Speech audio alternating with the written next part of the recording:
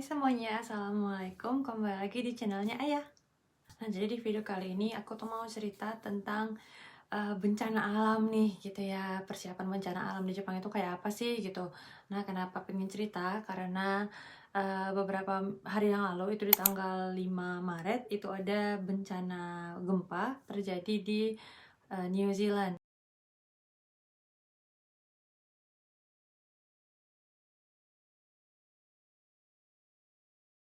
Nah, biasanya katanya nih isu-isunya kalau ada gempa yang di New Zealand itu biasanya itu akan berefek dengan gempa yang akan terjadi di Jepang gitu. Sama seperti kejadian di gempa di Tohoku tahun 2011 itu gempa yang besar sekali waktu itu yang banyak menimbulkan korban jiwa ya karena gempa dan juga tsunami. Nah, itu sebelum gempa itu terjadi beberapa hari atau beberapa minggu sebelumnya itu terjadi gempa di New Zealand gitu. Banyak yang berpikir gitu, jadi kalau untuk kabar-kabarnya sih katanya gempa di New Zealand itu kemungkinan akan berefek ke gempa yang ada di Jepang karena sama-sama dari plate yang sama gitu ya. Khawatir juga ini sebenarnya, apalagi mungkin teman-teman mungkin udah pada tahu juga ya kalau di Jepang itu kan rentan bencana alam ya, terutama gempanya. Jadi ya kita yang tinggal di Jepang juga ya mesti siap-siap gitu, mesti siap sedia kalau seandainya terjadi apa-apa gitu ya. Nah, jadi di video kali ini aku ingin cerita tentang apa sih persiapan yang aku lakukan untuk menghadapi gempa, apalagi kita yang punya baby nih ya gitu. Nah, jadi yang pertama itu yang aku lakukan adalah menampung air di bak mandi. Jadi airnya itu ditampung di bak mandi karena kalau seandainya gempa terjadi itu biasanya listrik, air dan juga wifi dan juga internet ya itu juga jadi nggak jalan, jadi stop gitu. Nah, apalagi kita tuh pasti membutuhkan air ya untuk berbagai macam lah, untuk urusan macam-macam. Jadi yang pertama kita lakukan adalah menampung air di bak mandi. Biasanya kita tampung air di bathtub selama seminggu. Kemudian airnya itu kita pakai ulang untuk yang lain, apakah untuk mencuci atau untuk cuci piring misalnya atau untuk mandi misalnya gitu ya. Nah, nanti airnya itu kita ulang lagi gitu, kita tampung lagi ulang gitu. Supaya airnya juga supaya apa ya? Supaya masih bagus lah gitu ya. Nah, itu sih yang pertama kita lakukan karena air itu paling penting banget tuh. Kemudian berikutnya yang kita lakukan adalah kita menyediakan toilet portable. Nah, ini yang penting banget karena katanya kalau lagi ada bencana gitu biasanya toilet itulah hal yang paling sulit gitu ya. Jadi biasanya kalau kita ke daerah evakuasi itu nanti akan disediakan toilet gitu untuk toilet yang dipakai boleh dipakai gitu, tapi otomatis yang pakai jadinya banyak kan ya karena terkonsentrasi gitu. Nah kan jadi untuk ke toilet aja itu ke toilet doang itu kita bisa ngantri sampai berjam-jam gitu kan.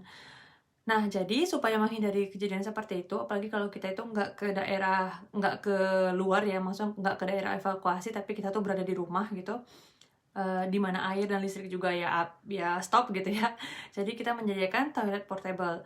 Nah, toilet portable itu wajarnya sih disediakan untuk dalam waktu 3 hari, untuk persediaan 3 hari, di mana satu orang itu diperkirakan ke toiletnya itu sekitar 5 kali, jadi membutuhkan toilet portable-nya itu 5 pieces untuk satu orang. Nah, jadi kalau misalnya keluarganya berempat ya 5 kali 4 berarti 20 pieces gitu ya, kurang lebih hitungannya. Nah, tapi kalau di aku menyediakannya itu untuk 10 hari gitu, karena kita nggak tahu apakah 3 hari itu bisa jalan lagi normal seperti biasa atau enggak. Jadi kita menyediakannya sampai 10 hari. Kemudian yang ketiga itu adalah air minum. Kalau tadi di bathtub kita udah kita stok air gitu kan, tapi itu kan air biasa ya gitu, bukan air minum gitu. Nah, tapi jadi kita menyediakan air terpisah untuk jadi air minum. Apalagi kalau kita punya bayi, kita mesti manasin air juga gitu ya. Jadi perlunya air minum. Jadi untuk jaga-jaga kalau seandainya ada apa-apa juga air minumnya juga bisa dipakai gitu. Kemudian berikutnya adalah kita menyediakan makanan instan. Nah, makanan instan ini itu macam-macam. Ada yang tinggal dipanasin, ada yang tinggal direbus gitu ya, ada yang tinggal langsung makan gitu, macam-macam. Itu ada banyak pilihannya kalau di Jepang. Nah, itu kita menyediakan makanannya itu juga minimal sebenarnya untuk 3 hari, tapi aku menyediakannya itu sampai 10 hari.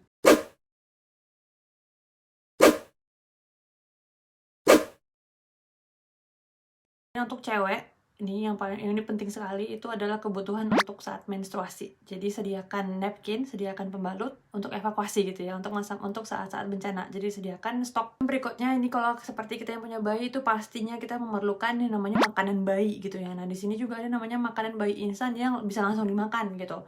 Jadi di sini aku dan suami juga menyediakan makanan instan untuk Yuna. Jadi itu makanannya itu udah kita sediakan untuk 10 hari. Nah, kemudian berikutnya juga ini juga tentang bayi, yaitu adalah popok. Nah, nggak mungkin kan bayi itu nggak pakai popok gitu kan. Jadi ini popok juga kita sediain, kita udah nyetok popok itu sampai 5 pack gitu. Untuk jaga-jaga gitu ya. Pastinya pakai terus kan ya gitu ya. Memang jadi kita udah standby untuk popoknya Yuna juga. Nah, berikutnya adalah power bank. Nah, power banknya itu aku pakai yang gede kayak gini. Ini dia 24.000 mAh. Jadi power banknya ini kita stay kan full, kita prepare dia supaya full terus 100%. Karena ya itu tadi, karena kalau bencana itu dia nggak ada listrik gitu ya. Jadi otomatis kita nggak bisa, kita juga perlu pakai handphone misalnya, mungkin untuk penerangan atau untuk lain-lain gitu. Jadi sediakan ini power bank gitu. Berikutnya itu adalah lampu dan radio. Nah, kalau aku itu pakainya lampu dan radio kayak gini, ini lagi lagi dicas. Jadi ini adalah lantern gitu. Jadi ini dia lampu sekaligus juga bisa untuk radio. Di sini sekalian radio, karena kita kan nggak bisa internet ya. Jadi untuk mengetahui informasi terbaru itu semuanya lewat radio. Jadi ini mesti kita prepare yang namanya radio untuk tahu informasi terbaru. Dan terakhir itu adalah aluminium blanket gitu untuk menjaga badan kita tetap hangat, dan juga baju hujan. Karena kalau di sini kalau kayak musim dingin ya, kalau terjadi bencana itu kan kita jadinya keluar ya, masih keluar rumah gitu. Jadi kalau malam itu biasanya suhunya itu jatuh banget, turun banget gitu. Jadi mesti sediakan aluminium blanket supaya badan kita tetap hangat, terutama untuk anak-anak juga ya, apalagi yang punya anak kecil. Jadi mesti sediain aluminium blanket tadi, dan just in case kalau seandainya waktunya hujan atau bagaimana, itu bisa pakai jubah hujan gitu. Jadi itu sediakan juga jubah hujannya. Nah, itu sih 10 hal yang aku sediakan untuk jaga-jaga nih gitu. Ya, kita nggak tahu juga kapan terjadi bencana, cuma bencana itu bisa terjadi kapan aja gitu ya. Bisa dengan pertanda, bisa enggak gitu. Nah, apalagi dengan kasus yang di New Zealand ini ya, itu udah banyak jadinya yang pada prepare gitu. Jadi kalau kayak di supermarket itu udah ada corner tersendiri untuk menjual barang-barang evakuasi gitu ya. Jadi udah banyak nih orang-orang yang concern karena kemarin udah ada bencana yang di New Zealand tadi gitu. Jadi mereka udah pada hati-hati. Nah, selain 10 yang tadi, itu aku punya tambahan kalau bisa disediain. Nah, dan sebagai kita yang orang asing, kita juga mesti tahu di mana letak paspor kita. Jadi kalau bisa, itu paspornya tetap dibawa pada saat evakuasi. Itu dia barang-barang untuk persiapan bencana yang di Jepang gitu. Jadi kalau kita tinggal di Jepang itu memang ya nyaman, tinggalnya enak, tapi kita tetap harus prepare untuk yang namanya bencana, karena ya di Jepang banyak bencana gitu ya. Tapi apalagi kalau yang tinggalnya mungkin di daerah dekat laut misalnya, itu juga mesti hati-hati untuk tahu informasi terbaru gitu. Nah, jadi mungkin buat teman-teman yang lagi ada di Jepang yang sedang persiapan, yang mau gimana sih persiapan untuk bencana gitu ya, apa-apa aja sih yang perlu disiapin. Nah, silahkan, mudah-mudahan bisa menjadi referensi, bisa menjadi tambahan informasi. Sampai ketemu lagi, bye bye, assalamualaikum.